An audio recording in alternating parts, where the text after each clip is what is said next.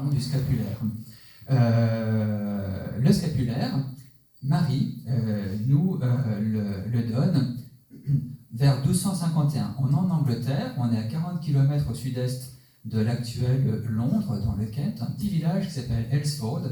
Et dans ce petit village, il y a un Anglais qui est revenu du Mont Carmel en Terre Sainte, et qui est un grand dévot de la Vierge Marie. Alors, il revient du Mont Carmel en Terre Sainte. Alors, c'est un mont qui culmine à 550 mètres de haut, qui est au bord de la mer Méditerranée, qui était à 40 km de l'actuelle frontière avec le Liban, et c'est un laïc. Il vivait au Mont Carmel avec d'autres laïcs comme lui. Ils s'étaient regroupés pour vivre une vie de prière sous la protection de Marie.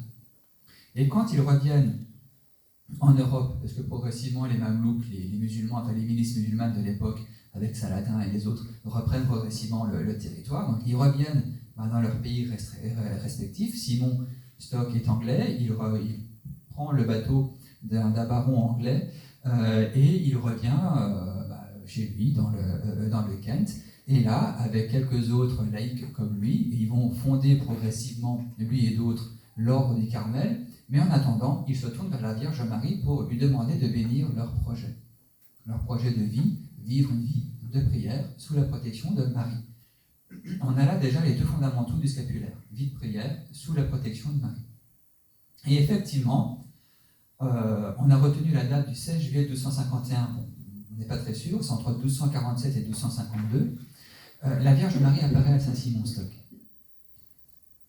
Elle lui apparaît glorieuse, lumineuse, vêtue simplement, sans couronne sur la tête, mais avec l'enfant Jésus dans les bras, environnée d'une multitude d'anges de part et d'autre, et elle présente à Saint-Simon-Stock un scapulaire. Alors le scapulaire qu'elle lui présente, c'est cette partie-là de mon habit, à moi qui suis religieux, voilà, c'est ce grand pan de tissu qu'on se met par devant et par derrière, et qu'on s'enfile par-dessus les épaules. Épaule, c'est du latin scapulé. Scapulé a donné le mot scapulaire. Donc c'est le vêtement que je me remets par-dessus les épaules.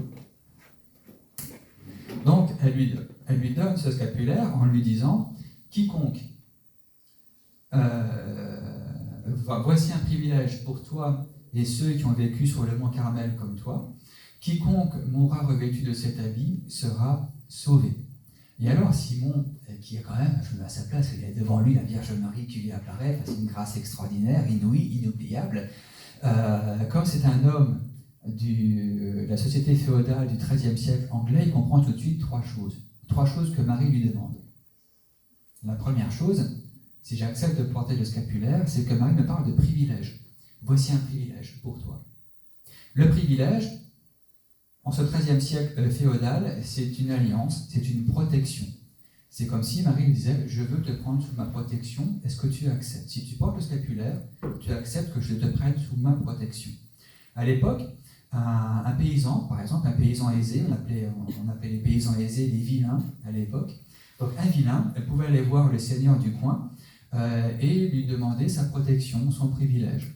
Si le seigneur acceptait, il y avait une cérémonie qui se faisait, une cérémonie publique, dans laquelle le vilain reconnaissait le seigneur comme étant son seigneur et par exemple lui donnait chaque année 10% de ses récoltes, en contrepartie de quoi le seigneur le prenait sous sa protection. Par exemple, si j'avais un notable qui s'amusait à aller à la chasse aux lièvres, et puis pour aller à la chasse aux lièvres venait piétiner mes champs de blé, je pouvais très bien aller voir ce notable et puis lui dire « Tu fais attention parce que si tu continues, moi j'envoie les gardes, les soldats du Seigneur sous la protection de qui je suis, parce que je suis en alliance avec lui et ça va mal se passer pour toi. » Et pour bien symboliser cette alliance concrète qui se joue entre le Seigneur et son protégé, le Seigneur lui remet un petit objet symbolique. Alors ça peut être un bout de bois, ça peut être une paire de gants, ça peut être une botte de terre, un truc sans valeur, comme le scapulaire, un truc sans valeur, pour bien montrer l'alliance.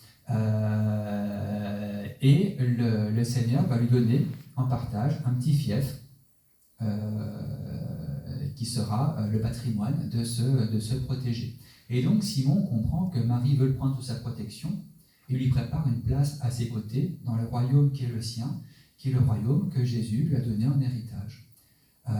Donc là, il y a une alliance concrète que Marie propose à Saint Simon Stock. C'est très biblique. Marie, quand elle apparaît dans les apparitions mariales, très souvent, elle recourt à des symboles, bibliques. Et dans la Bible, quand vous avez quelqu'un qui revêt une autre personne d'un habit, comme Marie veut faire avec Saint Simon Stock en le revêtant d'un scapulaire, c'est un signe de bienveillance, un signe de protection entre les deux. Prenons, et ça, vous avez ça partout dans la Bible. Prenons par exemple le premier livre de la Bible, le livre de la Genèse, le péché d'Adam et Ève, le premier acte de miséricorde qui va se jouer dans l'histoire de l'humanité, si je reprends la tradition juive à ce sujet. Vous avez Adam et Ève qui, séduits par le serpent, se mettent à croquer le fruit défendu, et là, ils sont comme dévêtus de la gloire divine qui les habillait jusque-là comme un vêtement. Et ils se retrouvent nus. Ils en ont honte parce qu'ils se découvrent hyper vulnérables. Et donc, c'est pathétique, ils cherchent à se rhabiller de gloire, et ça, ils prennent ce qu'ils ont sous la main, ils prennent des feuilles de figuier, je crois, c'est ça, de figuier, et ils cherchent à s'en revêtre. Enfin, quand on est juif et qu'on lit ce passage-là, c'est un pathétique au possible. Dieu constate que Adam et Ève se sont dévêtus, ont perdu l'innocence qui était la leur jusque-là. La relation de confiance entre Dieu, enfin entre les hommes et puis Dieu est vrillée à cause des hommes. Et donc Dieu va leur dire vous ne pouvez pas rester au paradis, au jardin d'Éden. Au jardin d'Éden, le péché n'existe pas, la mort n'existe pas, la souffrance n'existe pas, etc. Vous devez partir. Mais quel geste va faire Dieu avant que Adam et Ève ne partent? Il va les revêtir d'une tunique de peau. Alors saint Augustin veut s'interroger, mais c'est quoi cette tunique de peau? Parce que pour qu'il y ait une tunique de peau, il faut quand même bien qu'il y ait un animal qui soit mis à mort. Or, la mort n'existe pas au jardin d'Éden, au royaume de Dieu. Qu'est-ce que ça veut dire? Et saint Augustin de répondre que Dieu, en habillant Adam et Ève d'une tunique de peau, leur signifie qu'il a un projet de salut pour eux. Et que ce projet de salut, ce projet de bienveillance, de protection pour eux, c'est qu'en la personne de son Verbe, il va prendre chair et donner sa peau pour eux. Jésus, en montant sur la croix, va donner sa peau pour eux, pour nous. Et vous avez ça dès le livre de la Genèse. Prenons le dernier livre, l'Apocalypse. Les élus qui se trouvent au ciel, est-ce qu'ils sont tout nus, comme Adam et Ève? Non, ils sont habillés. Ils ont lavé leur robe dans le sang de l'agneau. Ils sont habillés de manière resplendissante. L'enseignement de Jésus dans les paraboles, il en va du royaume de Dieu comme d'un festin qu'un roi fit pour son fils. Il envoie ses serviteurs appeler les invités, donc il y en a qui viennent, d'autres qui ne viennent pas. Quand la salle des noces fut remplie, le roi rentra pour examiner les convives. Et ils sont habillés, les convives. Le roi dit que l'un d'entre eux n'avait pas revêtu l'habit des noces, et il lui dit « Mon ami, comment es-tu entré ici sans avoir revêtu l'habit des noces ?» Dieu veut nous revêtir un geste de bienveillance, un geste de salut, un geste de protection. Et Marie nous le rappelle en nous habillant, en nous revêtant du scapulaire. Alors si je termine la petite histoire là, de cette parabole que Jésus nous dit, elle ne suscite pas de tollé dans son auditoire parce que tout le monde a compris ce que Jésus veut dire. On est au 1er siècle palestinien. Cet homme qui est dans la salle de fête et qui n'a pas de tenue de noces, il ne faut pas s'imaginer qu'il n'avait rien à se mettre ou qu'il a oublié ou que ce n'est pas de sa faute. À l'époque, un grand, un puissant qui organisait un festin invitait les gens à venir et les plus pauvres, il chargeait ses domestiques de les revêtir d'un habit. Je n'étais pas innocent. C'était pour que l'habit qu'ils portent soit aux armes du Seigneur. Un petit peu comme si Louis XIV m'invitait à Versailles, et puis qu'avant de rentrer dans le château de Versailles, dans la galerie des glaces, il y avait ses serviteurs, ses domestiques, ses majordomes, qui me demandaient de revêtir une tenue digne de la galerie des glaces, avec un bon emblème royal, les 3 fleurs de lys, et puis marqué derrière Louis XIV, je t'aime, ou quelque chose comme ça.